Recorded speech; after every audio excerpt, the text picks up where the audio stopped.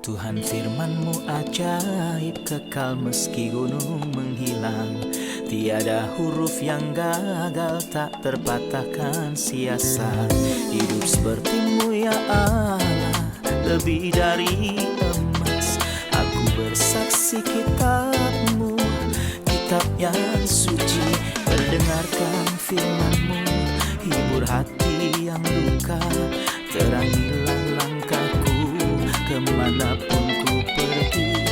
Biarkanlah firman-Mu berkuasa atasku. Ubahkanku, bebaskanku, ku mau menyenangkan-Mu. Salam jumpa pemirsa terkasih, saya menyambut Anda sekalian dimanapun Anda berada. Dalam episode terbaru, program studi harian kita Semua Kitab Suci. Kita masih menelaah kitab Hosea, kitab pertama dari nabi-nabi kecil yang ada dalam perjanjian lama. Kita telah sampai di pasal yang keempat. Saya mendorong Anda untuk mengambil Alkitab Anda dan mengikuti studi ini. Untuk memulai, izinkan saya untuk menyambut tamu kehormatan di studio, seorang hamba Tuhan, Saudara Yosef Riyad. Selamat datang, Terima Saudara kasih, Yosef. Saudara Ayat. Kami juga menyambut hadirin di studio, selamat datang. Pemirsa terkasih, kita akan memulai pembelajaran sesaat lagi. Tetaplah bersama kami.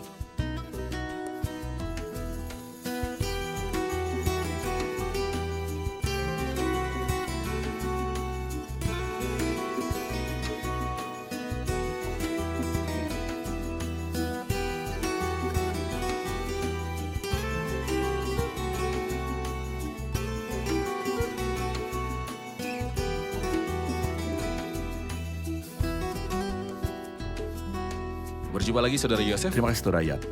Kita telah sampai di pasal 4 dalam kitab Hosea. Kami perlu mendengar komentar Anda tentang topik utama dari pasal ini.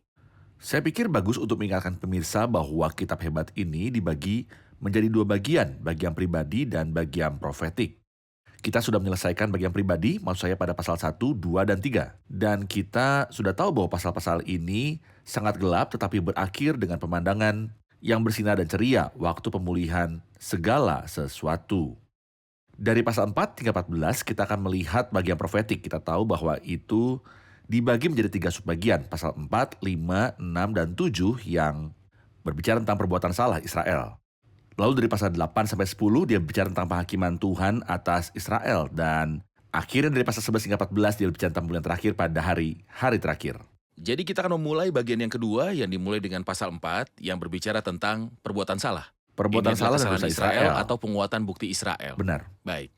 Saya akan membaca beberapa ayat dan kembali kepada Anda untuk bertanya. silakan. Ayat dari 1 sampai 10. Dengarkanlah firman Tuhan, hai orang Israel. Sebab Tuhan mempunyai perkara dengan penduduk negeri ini, sebab tidak ada kesetiaan dan tidak ada kasih dan tidak ada pengenalan akan Tuhan di negeri ini. Hanya mengutuk, berbohong, membunuh, mencuri, berzina, melakukan kekerasan dan penumpahan darah menyusul penumpahan darah. Sebab itu negeri ini akan berkabung dan seluruh penduduknya akan merana, juga binatang-binatang di padang dan burung-burung di udara, bahkan ikan-ikan di laut akan mati lenyap. Hanya janganlah ada orang mengadu dan janganlah ada orang menegur, sebab terhadap engkaulah pengaduanku itu, hai imam. Engkau akan tergelincir jatuh pada siang hari, juga nabi akan tergelincir jatuh bersama-sama engkau pada malam hari, dan aku akan membinasakan ibumu. Umatku binasa karena tidak mengenal Allah. Karena engkaulah yang menolak pengenalan itu, maka aku menolak engkau menjadi imamku. Dan karena engkau melupakan pengajaran Allahmu, maka aku juga melupakan anak-anakmu. Makin bertambah banyak mereka, makin berdosa mereka kepadaku. Kemuliaan mereka akan kutukar dengan kehinaan. Mereka mendapat rezeki dari dosa umatku dan mengharapkan umatku itu berbuat salah. Maka seperti nasib rakyat, demikianlah nasib imam. Aku akan menghukum dia karena tindakan-tindakannya dan aku akan membalaskan perbuatan-perbuatannya kepadanya. Mereka akan makan tetapi tidak menjadi kenyang. Mereka akan bersundal tetapi tidak menjadi banyak sebab mereka telah meninggalkan Tuhan. Saudara Yosef, ayat 1 dimulai dengan apa yang disebut dengan penghakiman. Ya, Di ruang sidang, saya perlu tahu siapakah yang menjadi terdakwanya.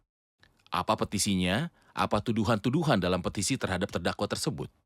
Allah menghakimi umatnya. Tuduhan yang telah Anda baca dimulai dengan tidak ada kesetiaan dan tidak ada kasih dan tidak ada pengenalan akan Allah di negeri ini. Tidak ada kesetiaan terhadap jiwa, tidak ada kebaikan satu sama lain. Tidak ada pengenalan akan Allah terhadap Allah. Maksud saya, secara vertikal ada kecurangan maupun secara horizontal. Jadi tidak ada kesetiaan dengan jiwa dalam batin. Tidak ada juga kebaikan dengan orang-orang atau dengan Allah dalam pengenalan akan Allah. Ini adalah hal yang menyedihkan ketika dia berkata dalam ayat 2, hanya mengutuk, berbohong, membunuh, mencuri, dan berzina. Melakukan kekerasan dan penumpahan darah menyusul penumpahan darah. Tuhan menunjuk raja-raja untuk meletakkan dasar-dasar keadilan negeri ini, dan ini adalah pekerjaan terpenting yang perlu mereka capai. Benar. Jika kita membaca pasal 12 dari kitab 2 Raja-Raja, kita akan menemukan bahwa para pembunuhnya adalah raja-raja. Raja membunuh untuk duduk di atas tahta. Sebenarnya pasal ini layak menarik perhatian kita dalam memampukan kita melihat bagaimana Tuhan menderita karena keadaan bangsa itu pada hari-hari ini. Maksud saya, yaitu 2 Raja-Raja 15. 2 Raja-Raja 15, dia berkata dalam ayat yang ke-8, Zakaria anak Yerobeam menjadi raja atas Israel di Samaria yang memerintah 6 bulan lamanya. Salum bin Yabes mengikat persepakatan melawan dia, membunuh dia di Ibleam, kemudian menjadi raja menggantikan dia. Inilah yang pertama. Salum bin Yabes memerintah seperti yang telah kita lihat. Ayat 14 berkata, sudah itu majulah Menahem bin Gadi dari Tirsa lalu sampai ke Samaria yang membunuh Salum bin Yabes di Samaria. Kemudian menjadi raja menggantikan dia. Itu diulangi dalam ayat yang ke-17. Dan lagi di ayat 23. Maksud saya, dia berkomplot, membunuh dan memerintah menggantikannya. Apa ini? Penumpahan Apakah darah ini menyusul masalah? penumpahan darah. Melakukan kekerasan dan penumpahan darah menyusul penumpahan darah. Dan raja yang melakukan itu, Tuhan adalah betapa buruknya keadaan bangsa itu. Tapi hati-hati, jika hubungan dengan Allah menjadi buruk, hubungan dengan manusia pasti akan menjadi buruk. Pada awal penciptaan dalam Kejadian 3, manusia berdosa terhadap Allah. Dalam Kejadian pasal 4, Kain membunuh Habel adiknya. Oke. Setidaknya 2 dari 10 perintah dilanggar di dalam ayat-ayat ini. Pembunuhan dan pelacuran, jangan membunuh dan jangan berzina. Melanggar hukum Allah akan selalu menyebabkan kerugian bagi siapapun yang melanggarnya di sepanjang Benar. zaman. Ya, Mohon ceritakan pada kami hasil dari melanggar perintah-perintah Allah atau perintah-perintah Alkitab secara umum, menanam dan menuai. ayat 3 mengatakan sebab itu negeri ini akan berkabung dan seluruh penduduknya akan merana. Juga binatang-binatang di padang. Dan burung-burung di udara bahkan ikan-ikan di laut akan mati lenyap. Ketika Anda baca 10 tulah dalam kitab Keluaran, Anda menemukan bahwa ikan di sungai mati. Ikan-ikan di Karena sungai Firaun. mati karena Firaun. Maksud saya karena kejahatan. Tanah tidak akan mendatangkan kesejahteraannya. Ikan mati, Mazmur 107 berbicara mengenai konsep ini. Tanah yang subur menjadi padang asin oleh sebab kejahatan orang-orang yang diam di dalamnya. Jadi terkadang manusia mendatangkan kutuk ke bumi dan pada cuaca manusia melakukan kejahatan yang mengerikan. Semoga Tuhan memberikan pengertian kepada jiwa-jiwa sehingga mereka kembali sebelum terlambat. Baik, saya akan membaca ayat 4 dan 5. Hanya janganlah ada orang menentang dan janganlah ada orang menuduh, sebab terhadap engkaulah pertentangan itu, hai imam. Engkau akan tergelincir jatuh pada siang hari, juga nabi akan tergelincir jatuh bersama-sama engkau pada malam hari, dan aku akan membinasakan ibumu. Kami perlu komentar Anda tentang ayat-ayat yang barusan. Nah, janganlah ada orang yang menentang. Orang di sini adalah subjeknya dan jangan ada orang yang menuduh. Berarti bahwa tidak ada yang bisa menghakimi atau menuduh siapapun. Saya membayangkan adegan perempuan tertangkap basah dalam perjinahan. Mereka membawanya kepada Kristus dan menempatkannya di tengah-tengah. Dan saya pikir semua orang dari mereka yang datang memegang batu di tangannya dan bersedia menjadi orang pertama yang melemparkan batu padanya. Tetapi Tuhan menetapkan sebuah syarat. Ya, dia harus dirajam dan hukum Musa yang jujur berkata bahwa tapi dengan satu syarat, barang siapa di antara kamu tidak berdosa, hendaklah ia yang pertama melemparkan batu kepada perempuan itu. Saya membayangkan bahwa semua orang meninggalkan batu itu dan batu itu jatuh dari tangannya atau dia membuangnya karena setiap orang memiliki Dia dosa. menemukan dosanya. Ya, jadi artinya di sini adalah siapa yang akan menghakimi dan siapa yang akan menyalahkan. Namun bukan hanya itu. Sebab terhadap engkaulah pertentanganku ini, hai imam, atau umatmu seperti orang yang menentang sumber hukum. Baca kitab Ulangan pasal 18 mulai ayat 8. Seperti dikatakan, jika kamu mempunyai sebuah masalah, datanglah kepada imam, tanyakanlah penilaian dari Tuhan. Umat ini sangat menentang imam, menghakimi imam. Dalam bahasa hari ini, manusia tidak menyukai aturan-aturan Tuhan, jadi dia menghakimi Tuhan. Berkali-kali mereka berkata, apa kesalahan manusia jika dia tidak tahu mengapa Tuhan mengirimkannya ke neraka? Orang itu tidak menyukai aturan-aturan Tuhan kita dan menghakiminya. Kejahatan sudah sampai sejauh ini. Tentu saja kita hidup di zaman yang mirip dengan zaman Hosea. Orang-orang menentang imam atau menentang aturan-aturan dan keputusan pengadilan Allah. Baik, kita saksikan laporan dan kembali untuk menjawab pertanyaan hadirin.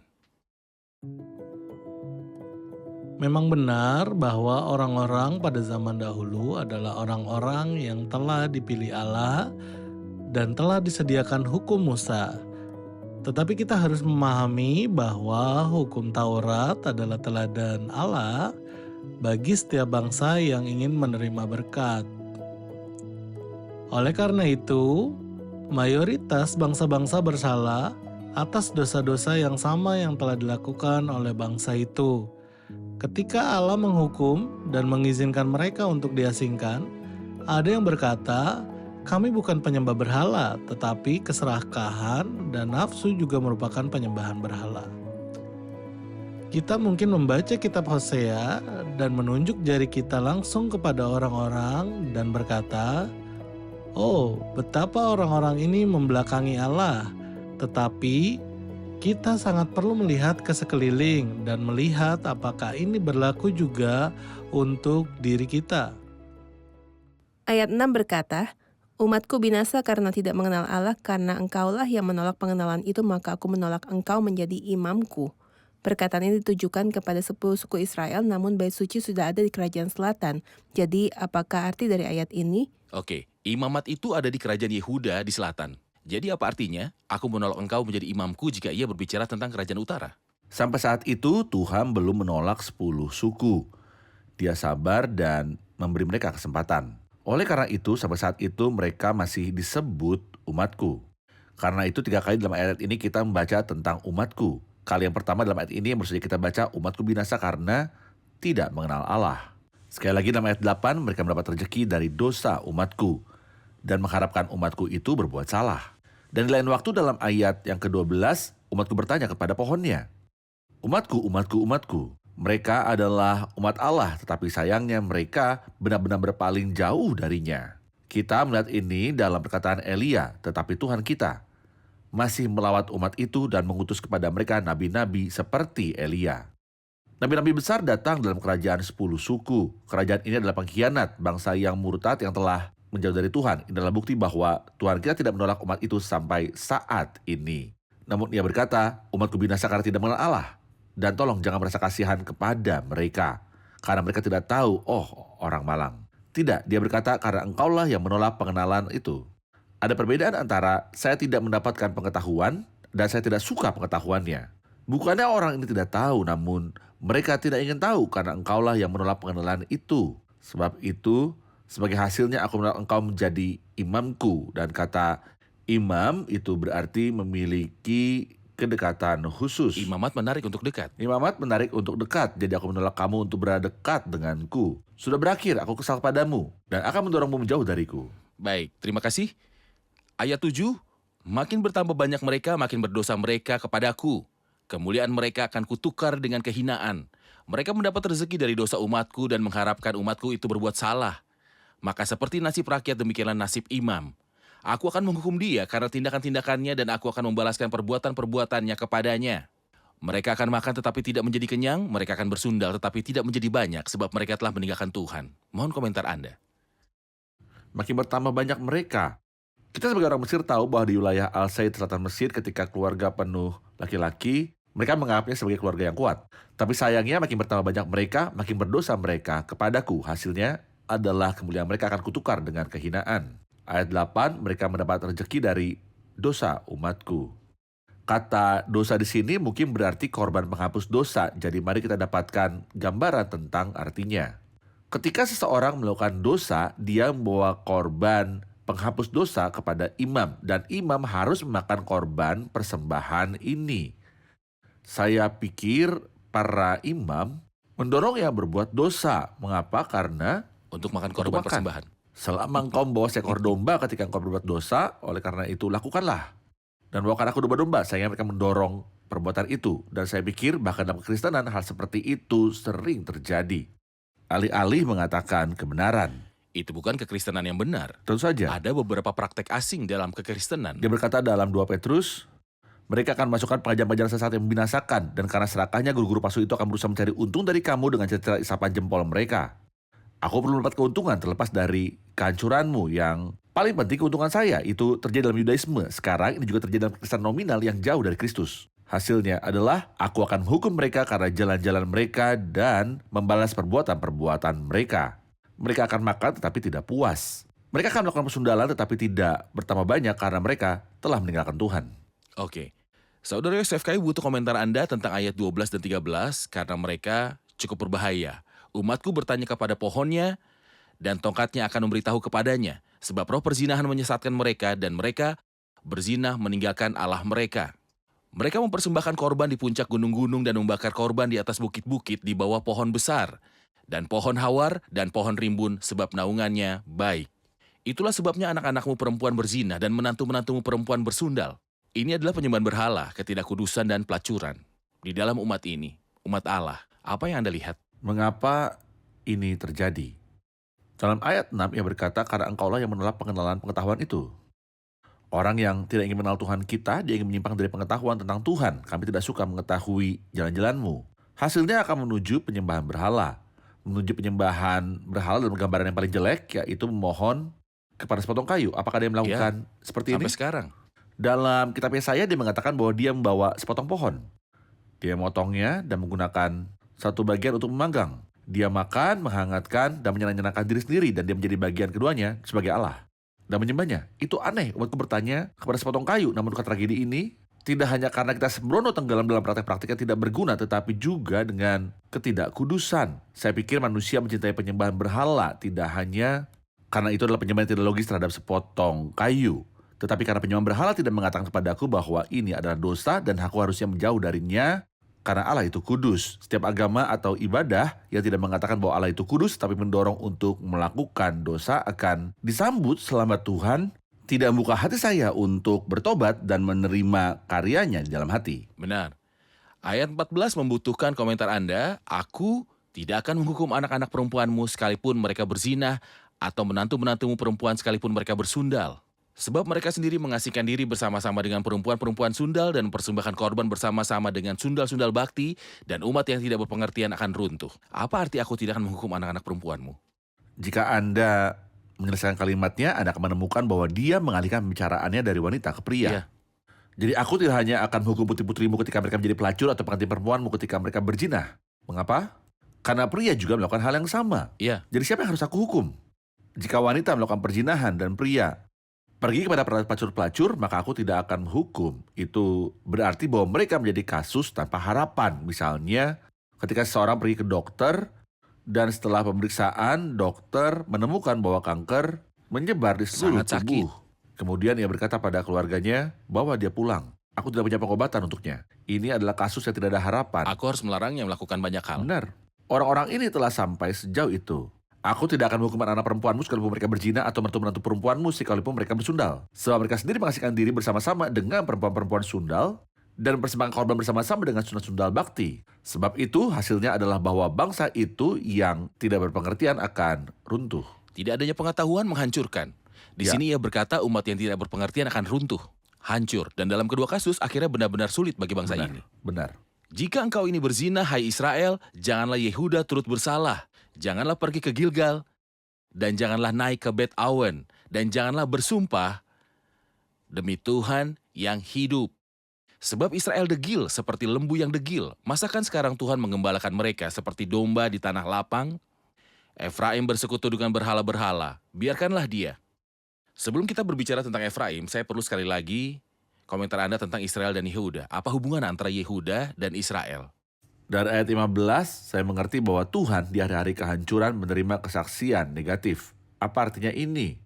Artinya seperti Elia mengatakan kepada Allah bahwa dialah sesuatunya yang menyembah Tuhan dan tidak ada orang lain yang melakukannya. Allah berkata kepadanya, tidak begitu, namun aku telah menyisakan bukan 7.000 orang menyembah aku, tetapi 7 orang yang tidak menyembah Baal. Jadi ketika orang menahan diri tidak melakukan kejahatan, ini tidak adalah melakukan kesaksian kejahatan bagi di Allah. hari kehancuran rohani adalah kesaksian bagi Tuhan. Hal yang sama terjadi dalam Wahyu 3, dan engkau tidak menyangkal namaku. Bukankah aku mengumumkan namaku di antara manusia? Namun aku senang bahwa kamu tidak menyangkal namaku.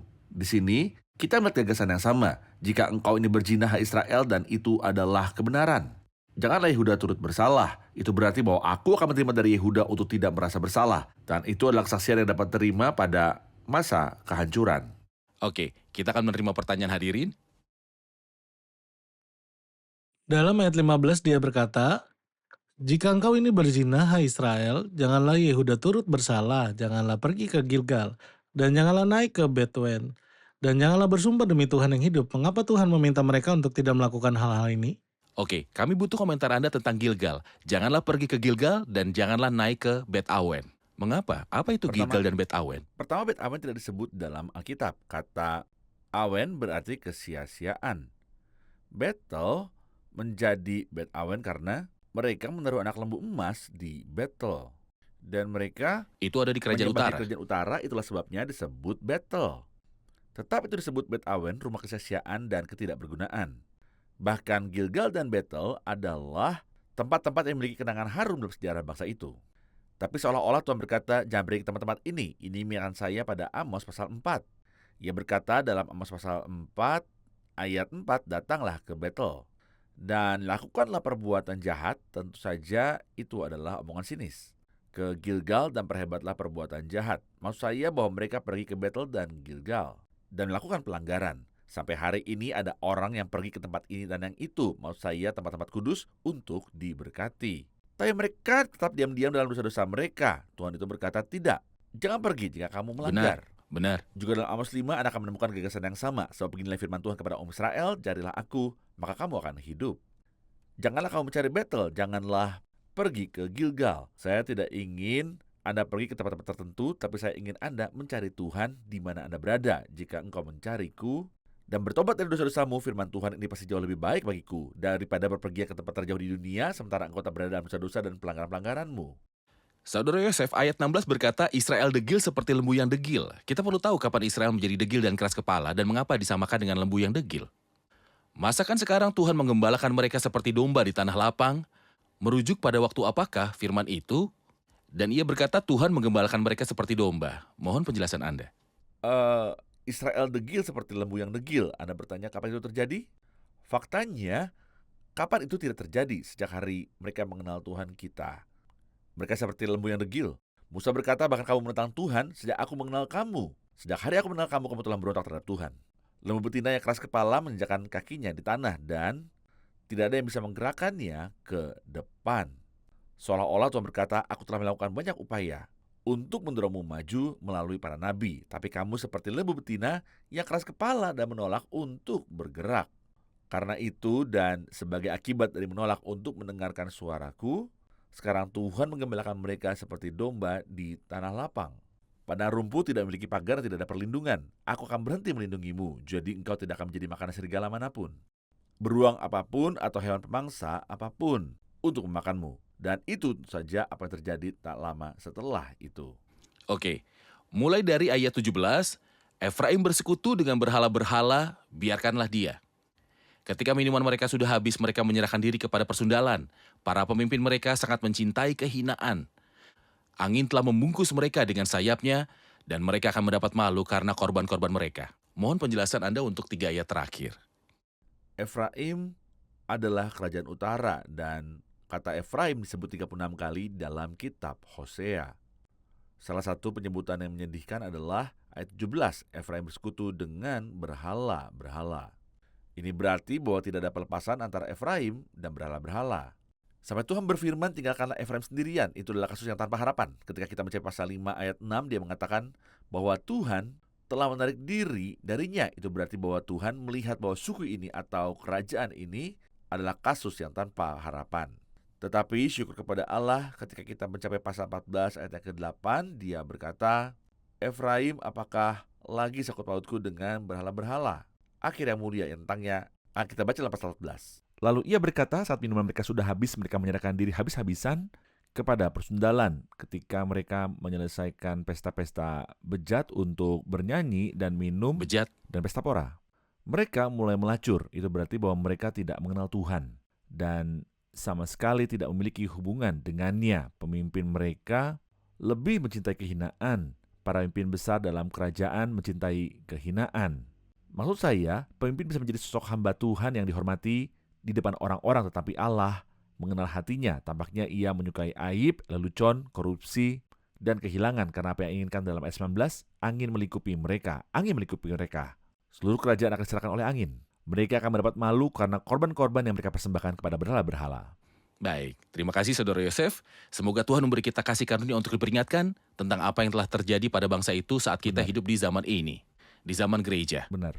Kita butuh untuk takut akan Tuhan Amin. dan memikirkan kekudusannya. Amin. Kita akan rangkum episode ini bersama hadirin. Silakan lanjutkan.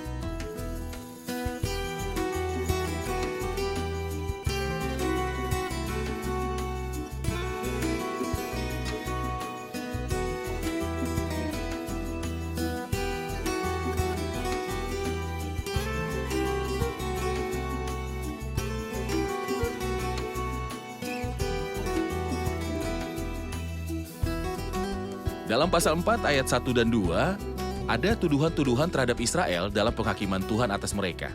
Adakah yang bisa mengingatkan tentang mereka? Jelas dari firman di Alkitab ketika dia berkata tidak ada kesetiaan dalam diri mereka sendiri, atau kebaikan satu sama lain, dan tidak ada pengetahuan pengenalan akan Allah di bumi. Ayat 2 hanya mengutuk berbohong, membunuh, mencuri, berzina, melakukan kekerasan, dan menumpahkan darah menyusul penumpahan darah. Ini adalah kejahatan mereka yang nyata. Baik. Bagus. Baik dalam hubungan mereka dengan Allah atau dalam hubungan mereka satu sama Baik lain, secara ada vertikal sebuah maupun penyimpangan horizontal. besar. Saudara Yosef, Bagus. benar? Ayat 6 berbicara tentang kebinasan umat ini. Ia berkata umatku binasa karena tidak mengenal Allah. Apakah tidak ada pengetahuan? Tidakkah mereka memahaminya? Selengkapnya dari ayat itu berbunyi karena engkaulah yang menolak pengetahuan itu. Jadi jelas bahwa mereka telah menolak pengetahuan. Jadi pengetahuan itu dekat dengan mereka tetapi mereka menolaknya. Benar. Oke. Benar. Ayat 12 dan 13 menunjukkan kepada kita penyembahan berhala yang dilakukan oleh bangsa itu. Apa ciri-ciri penyembahan berhala dalam praktik bangsa itu? Mereka bertanya kepada sepotong kayu. Mereka membuat patung dari kayu dan mereka menyembahnya. Kedua, penyembahan berhala diikuti dengan mempraktikkan ketidakkudusan dan pelacuran. Oke, baik. Bagaimana Saudara Yosef? Benar. Terima kasih, Tuhan memberkati. Terima kasih Saudara Yosef, berkati Tuhan juga. memberkati. Pemirsa terkasih, semua dosa ini muncul di dalam bangsa ini, umat Allah pada zaman dahulu. Bukan karena tidak adanya pengetahuan, karena hal itu tersedia bagi mereka. Ada pengetahuan dalam kitab suci, di dalam kitab-kitab hukum Taurat, para nabi berbicara banyak tentang kekudusan Allah dan mereka berbicara banyak tentang kasih Allah bagi mereka. Tetapi orang-orang ini menolak pengetahuan dan sebagai akibatnya mereka dibinasakan karena kurangnya pengetahuan. Tolong jangan puas dengan mengenal Tuhan hanya dari jauh saja. Tetapi mendekatlah kepadanya, mendekatlah pada firman-Nya, biarlah dia menyatakan dirinya padamu. Dan saya yakin dengan begitu Anda mengenal dia. Dan Anda akan berkata bersama Paulus, aku perlu mengenalmu lebih lagi. Yang kukehendaki ialah mengenal dia dan kuasa kebangkitannya dan persekutuan dalam penderitaannya, di mana aku menjadi serupa dengan dia dalam kematiannya. Sampai jumpa di episode selanjutnya, Tuhan besertamu.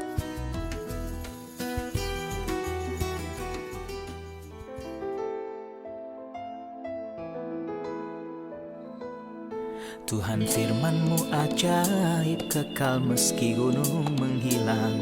Tiada huruf yang gagal, tak terpatahkan siasat. Hidup seperti-Mu ya Allah, lebih dari emas. Aku bersaksi kitab-Mu, kitab yang suci. Mendengarkan firman-Mu, hibur hati yang luka. Terangilah langkahku kemanapun ku pergi. Biarkanlah firman-Mu berkuasa atasku. Ubahkanku, bebaskanku, ku mau menyenangkan-Mu. Tuhan firman-Mu ajaib, ubah dan bebaskan aku.